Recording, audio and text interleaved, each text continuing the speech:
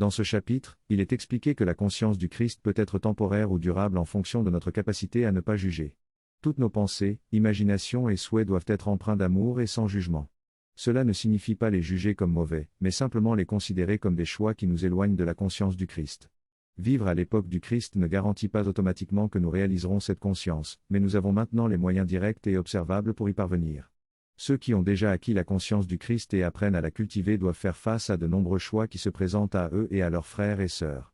L'unité qui crée et soutient toute vie va se manifester de plus en plus dans la conscience, et certaines personnes seront surprises par des expériences d'unité. Ceux qui essaieront de les comprendre se rapprocheront de la vérité grâce à des disciplines telles que la science, la technologie, l'art et la littérature. Ceux qui embrasseront la révélation entreront dans la conscience du Christ. Ceux qui soutiennent la conscience du Christ vivent sans jugement. Ils ne cherchent pas à imposer leur vision d'un monde parfait aux autres, mais vivent dans le monde parfait de la vision du Christ. Ce monde parfait est observable pour eux et en eux. Ils n'ont pas besoin d'efforts physiques, mais d'une conscience libre de jugement et de peur. Ainsi, toute peur, y compris la peur de la mort, doit être éliminée pour soutenir la conscience du Christ. Il s'agit de revenir à l'état naturel libre de peur et de jugement, qui permettra également au corps de rester dans son état naturel. L'esprit libéré de l'ego n'a qu'à réapprendre le système de pensée de la vérité. L'esprit, le cœur et le corps sont alignés pour cet apprentissage. Soutenir cette harmonie maintiendra le corps en parfaite santé.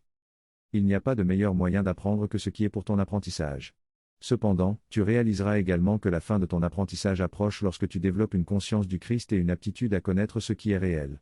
Cela met fin à ton besoin d'apprendre et donc aux conditions de l'apprentissage. En d'autres termes, être en harmonie avec une mauvaise santé et apprendre la leçon qu'elle t'enseigne te ramènera à la santé. Ta mauvaise santé n'est pas une raison de juger, car elle est là pour t'apporter les leçons nécessaires pour venir à ton vrai soi et à l'unité de la conscience du Christ.